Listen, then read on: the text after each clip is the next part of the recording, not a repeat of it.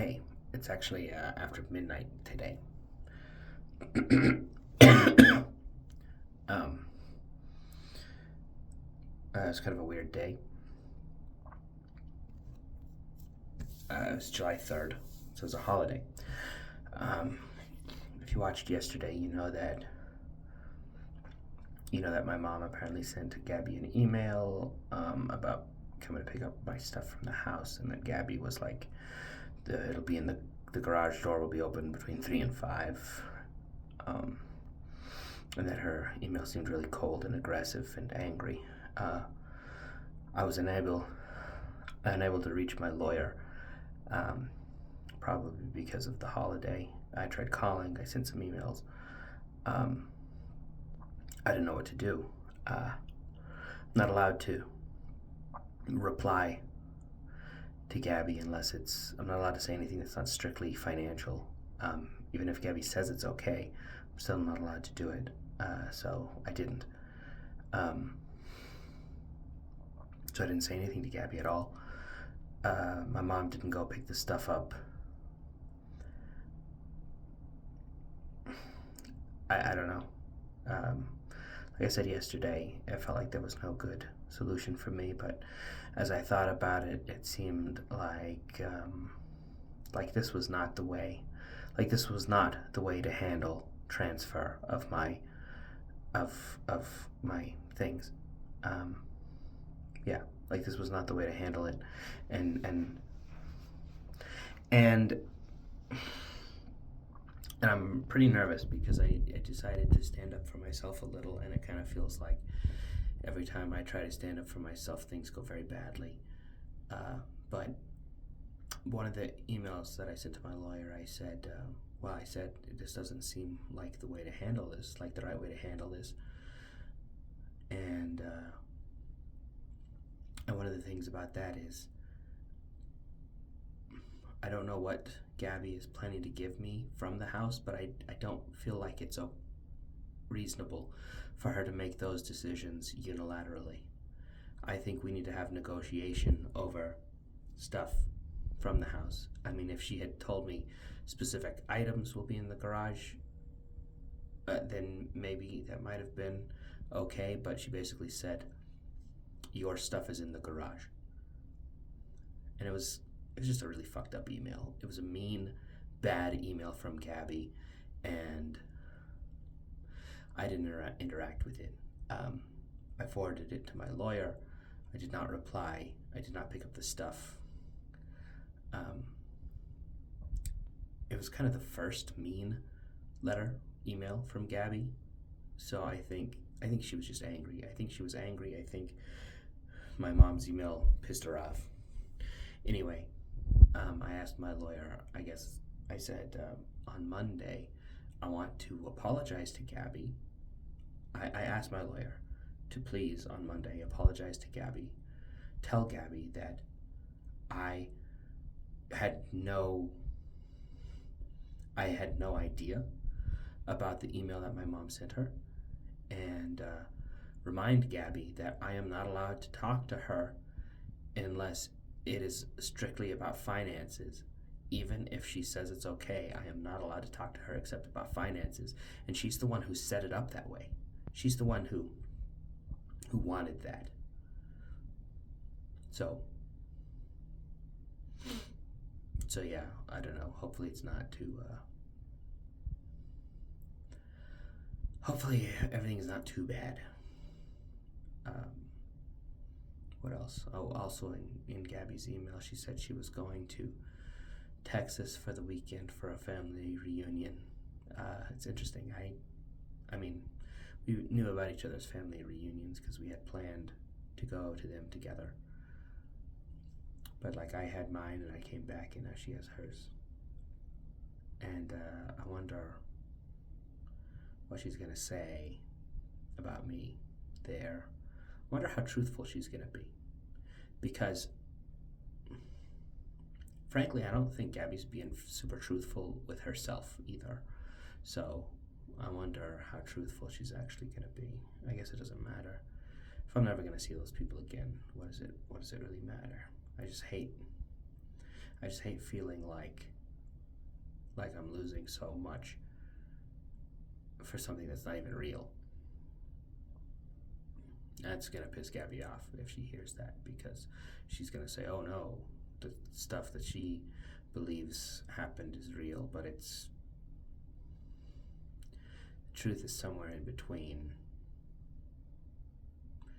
And I'm willing to bet that a third party would see the truth as closer to my side than Gabi's. And that sentence is going to piss her off too if she ever hears it. But we'll never know. She doesn't want to know. She wants to live out whatever she's doing. I'm riling myself up. I'm getting angry as I talk. Let's change subjects. What else happened today? I had the day off from work, which is kind of tough because work really gives me a structure that I need. Yeah, frankly, I need. Because I don't know what to do with myself. I can't just sit at home and be alone. But I found a book. I actually bought this book a couple of weeks ago. Maybe a month ago. I bought it at a used bookstore that is also a coffee shop, and it just happened to be in the clearance section. And it's called Rebuilding When Your Relationship Ends, and it's written in 1983 by Dr. Bruce Fisher. And it's all about using divorce as a way to grow as a person, and come out as like a better version of yourself than you have ever been. And when I saw that at the used bookstore / coffee shop, I thought about not buying it. But then I was like, you know what? It's $1. Maybe I'll never read it, but it's $1. Here it is. And I read the first chapter today, and I looked up the book, and I looked up the guy, and back in the 80s he was like the guy, right? The guy for rebuilding after divorce. And the first chapter was good, and I'm not really a person that believes in fate or anything, but it feels a little bit like serendipity that I would just come across that book.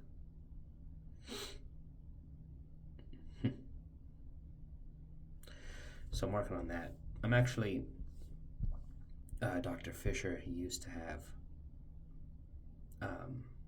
seminars. I guess it'd be like a 10-week program where you'd go in and work through his book and rebuild together. And he invented some kind of test to see how well you are recovering from your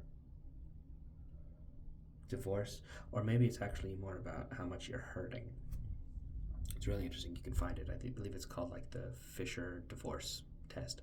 If you look for that, it'll probably come up. Of course, Dr. Fisher is he's at least retired. If he's still alive, he is definitely retired at this point. And his work has been taken over by somebody else. You can look up Rebuilders International. That's what I looked up. They will also allow you to download a free book, and it's kind of similar to the Fisher book that I have, except their version of the book is 100%. It is aimed at trying to get you to pay them. They're just trying to sell you on the seminar program. And I feel like the seminar program is pretty expensive. It's probably worth it if you're really, really struggling, but it's like $2,500, which is not cheap. But again, might be worth it if you're really, really struggling. But for me, I have the new version of the book from Rebuilders International, and I have the 1983 version of the book, and I'm going to try working through it on my own, using Claude, the AI, as support for that.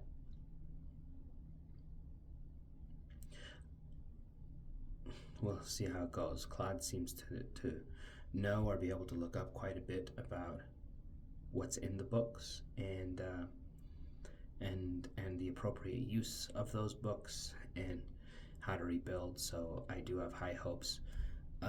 In general, though, I don't usually recommend using AI for mental health related stuff unless you really know what you're doing with AI. If you're very experienced with AI and you know how to interact with it in such a way that it's not going to make things worse, which is very difficult. It doesn't always make things better for me. And I would rate myself as quite good with AI, considering that I have so much experience working with it and building with it and things like that. So I'm working through that book, and I'm excited to start kind of sharing more about it. You know what, I'll tell you about chapter 1 right now. Chapter 1 just kind of lays out the building blocks. In Fisher, he outlines 15, he calls them rebuilding blocks, and they're stacked up like a mountain. And the goal for everyone reading the book, everyone going through a divorce, everyone working on it, is to climb that mountain. And everyone goes at their own pace, and some people never climb, and some people get halfway up and trip and fall back down, and some people don't start,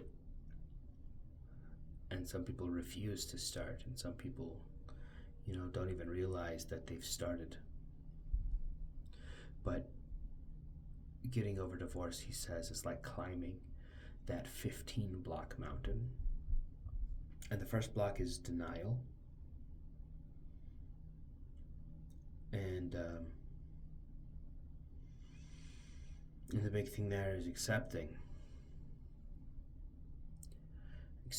that your love relationship, as he calls it, is ending or has ended. Accepting that it is a final end. Accepting that the life you thought you would have, you will never have.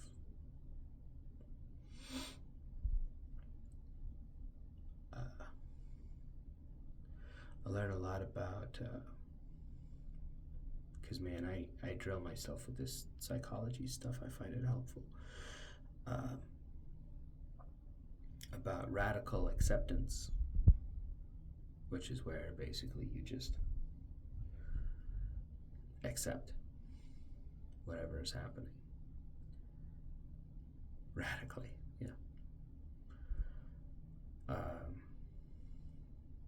But it's really a lot easier said than done. And also acceptance and commitment therapy, which also includes things like radical acceptance.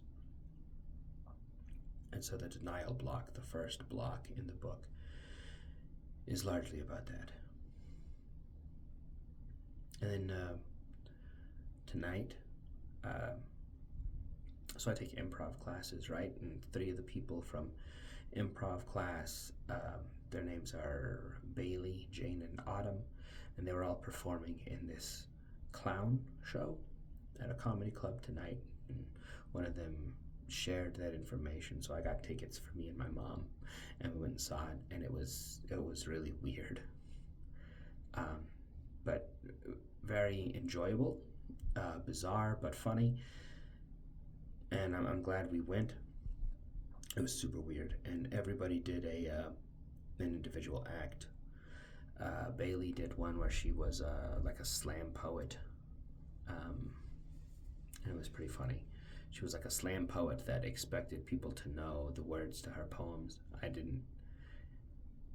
But then she would she would start a poem and then expect someone in the audience to continue it. It was pretty good. Jane was one where she was a researcher, and she would be like, one of the questions was, which of these facial expressions makes you feel the most safe? And then she would make 3 really bizarre facial expressions and see what the member of the audience chose as the most safe. And that was pretty good. And then Autumn did,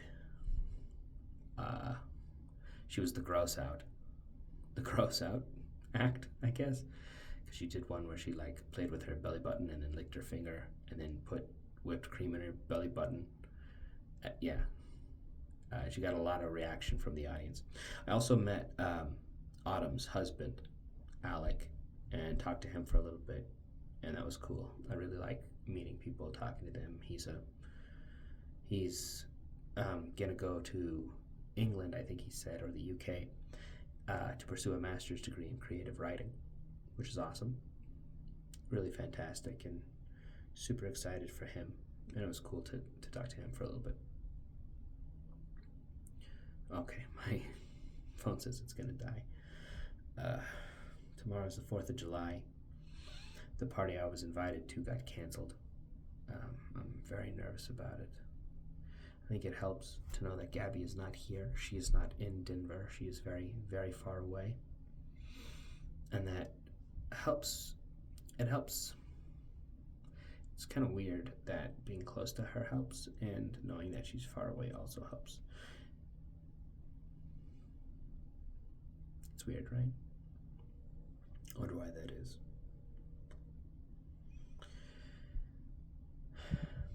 Anyway, tomorrow I'm going to record a video, and I'm hoping to continue with Gabi's and my story tomorrow. So I hope you'll watch that one too. Today was actually a really rough day emotionally. I don't think I kind of explained that enough. But I'll see you tomorrow.